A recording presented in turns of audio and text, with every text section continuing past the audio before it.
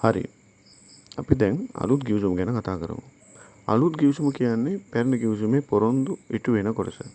යේසුස් වහන්සේගේ උපත, මරණය, උත්ථානය, ඉගැන්වීම් හා හාස්කම් යන ක්‍රිස්තියානි සභාවේ ලෝකේ අවසානය යේසුස් වහන්සේගේ දෙවෙනි පැමිණීම ගැන තමයි මේකේ තියෙන්නේ. අලුත් ගිවිසුමේ පොත් 27යි. ඒ 27 කොටස් 4කට බෙදෙනවා. පළවෙනි පොත් 4 අපි කියනවා සුභාරංචි පොත් 4 කියලා. ඒ මතෙව්, මාක්, ලූක්, යොහන්. ඒවයි සඳහන් වෙන්නේ යේසුස් වහන්සේගේ ජීවිතය සහ ඉගැන්වීම ඇතුළු කුරුස පූජාව හා හාස්කම් ගැන මූලිකවම. මතෙව් පොත ගත්තම යුදෙව්වරුන්ට ලියපු සුභාරංචිය. යේසුස් වහන්සේව රජ වෙස ඔහු හඳුන්වනවා. මාක් සුභාරංචිය ගත්තම රෝමවරුන්ට ලියපු සුභාරංචි පොතක් කියලා අපිට කියන්න පුළුවන්. යේසුස් වහන්සේව සේවකයෙක් විදිහට ඔහු සුභාරංචිය ප්‍රකාශ කරනවා. යේසුස් වහන්සේ දෙවියන් වහන්සේගේ සේවකයා විදිහට ඔහු පෙන්වා දෙනවා. ඒ වගේම කෙටිම සුභාරංචි පොත විදිහට ලූක් සියලු ජාතීන්ට ලියපු සුභාරංචිය. යේසුස් වහන්සේ මනුෂ්‍ය පුත්‍රයා ලෙස විදිහට මේ වෛද්‍ය ලූක්තුමා අපිට පෙන්වා දෙනවා. මේ වෛද්‍යවරයා මේ ලූක් සුභාරංචි පොත ලියපු මේ ලූක් කියන කතුවරයා වෛද්‍යවරයෙක් නිසා මේ වෛද්‍යවරයා ගොඩාක් විස්තර ඇතුව මේක ලියලා තියෙනවා. ඒ වගේම අපි යොහන් පොත බැලුවොත් යේසුස් වහන්සේ දෙවියන් වහන්සේගේ පුත්‍රයා විදියට ඔහු පෙන්වා දෙනවා. මේකේ ගැඹුරු ආධ්‍යාත්මික කරුණු වලින් පිරීලා තියෙනවා. මේ සුභාරංචි පොත් 4ම එකම කතාව හැබැයි විවිධ පැතිකඩ වලින් කියන්නේ. පැතිකඩ 4කින්. මතෙව්, මාක්, ලූක් පොත් තුනට කියන්නේ සමූප සුභාරංචි පොත් කියලා. අපි දෙවෙනි කාණ්ඩයට ගියොත් මේකේ එක ඉතිහාස පොතක් තියෙනවා. ඒ ක්‍රියා. යේසුස් වහන්සේ මරණය ලබා දින 3කින් නැවත නැගිටීමට පසුව ස්වර්ග රාජ්‍යයට ගිය මොහොතේ පස්සේ පේතෘස් සහ පාවුල් මුල් ක්‍රිස්තියානි සභාව ආරම්භ කරන හැටි, ඒ වගේම යේසුස් වහන්සේ පොරොන්දු සැනසිලිකාරයන්න් වහන්සේ පැමිණීම, නොහොත් පෙන්තකොස්ත ශුද්ධාත්මයන් වහන්සේගේ පූර්ණ වීමත් මේකේ සඳහන් වෙලා තියෙනවා. අපි තුන්වෙනි කාණ්ඩයට ගියොත් මේක ලිපි විදිහට අපිට පෙන්වන්න පුළුවන් මේ පොත් කීපයම සභාවන් හට සහ විවිධ පුද්ගලයන් හට ලියන ලද ලිපි. මේකේ 21ක් තියෙනවා. මේ 21කින් පාවුල්තුමාගේ ලිපි 13යි, වෙනත් ලිපි 8යි. මුල් සභාවට සහ පුද්ගලයන්ට ලියපු ලිපි ජීවිතය ජීවත් කරන හැටි, ඇදහිල්ල ගැන පැහැදිලි කිරීම සහ නියම ක්‍රිස්තියානි ජීවිතය යන කුමක්ද විවස්ථාව ඇතුළුව තවත් ගොඩාක් කරුණු මේකේ සඳහන් වෙනවා.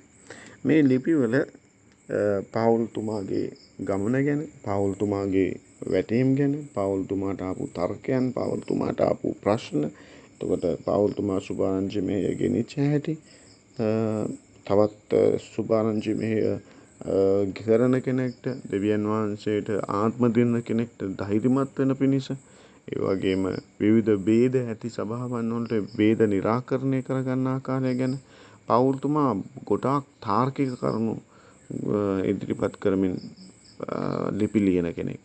ඉතින් පාවුල්තුමාගේ ලිපි ගැන අවධානය අපි තවත් ඉදිරියට යොමු කළොත් ඉතා ගැඹුරු, තර්කානුකූල, බුද්ධිමත්, විචාරාත්මක ලියන්නෙක් තමයි පාවුල් කියන්නේ. රෝම, කොරින්ති, ගලාති, එපීස, පිලිප්පි වගේ තැන්වල තමයි පාවුල්තුමා වැඩියෙන්ම ලිපි යොමු කරලා තියෙන්නේ. සාමාන්‍ය ලිපි තියෙනවා 8ක්.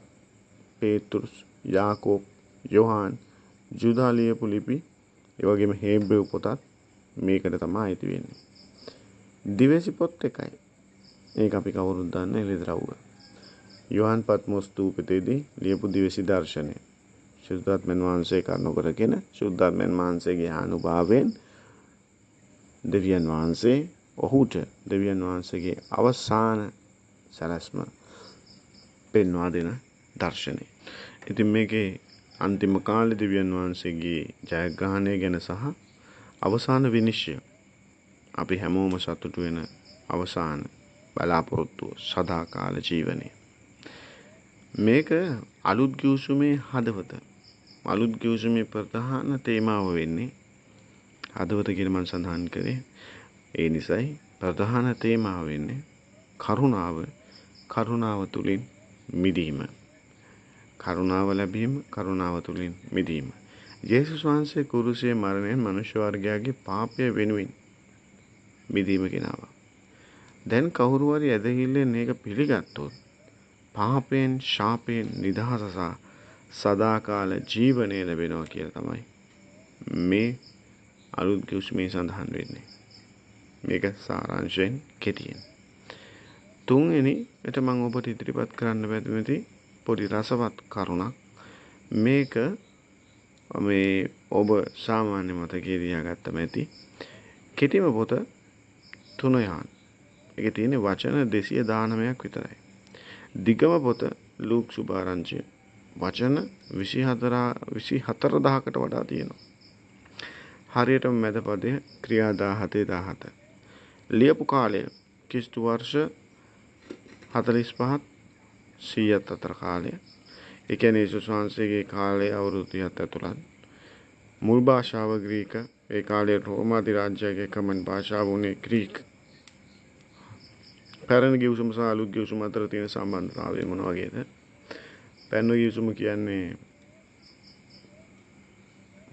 බලාපොරොත්තුව ගැන පොරොන්දුව.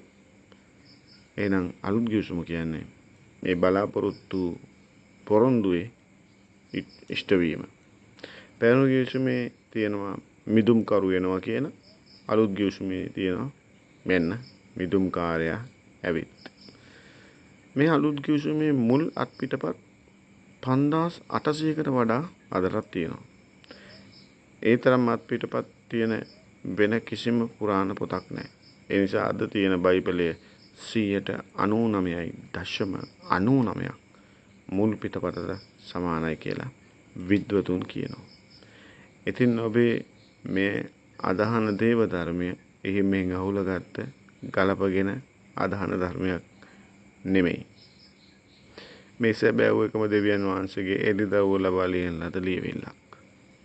ඉතින් මේ ලියවිල්ල ගැන ඉදිරියට තව තවත් දැනගෙන ඔබේ බුද්ධිය වර්ධනය කරගන්න පිණිස මම ඔබට ආරාධනා කරනවා. අපි ඉස්සරහට පාවුල්තුමා ගැනත්, යේසුස් වහන්සේ ගැන, ඒ වගේම අපේ මතෙව් පොත ගැන අපි කෙටි හැඳින්වීමකින් පසුව මේ බයිබලය ගන්ථාරූඪ වුණේ කොහොමද? ප්‍රධාන ප්‍රශ්නය ගන්ථාරූඪ වුණේ කොහොමද? ගන්ථාරූඪ වෙන්න ආත්මානුභාවය ලබා ගත්තේ කොහොමද? ආත්මානුභාවය කියන්නේ මොකක්ද කියන කාරණා ගැන කතා කරනවා. ඉතින් ඔබ සියලු දෙනාට සුබ දවසක්. බයිබලය ගැන, බයිබල ඉතිහාසය, ව්‍යුහය ගැන හොඳ අවබෝධයක් ලබාගෙන මේ ගමන යමු. මේ සටන අපි ජය ගමු.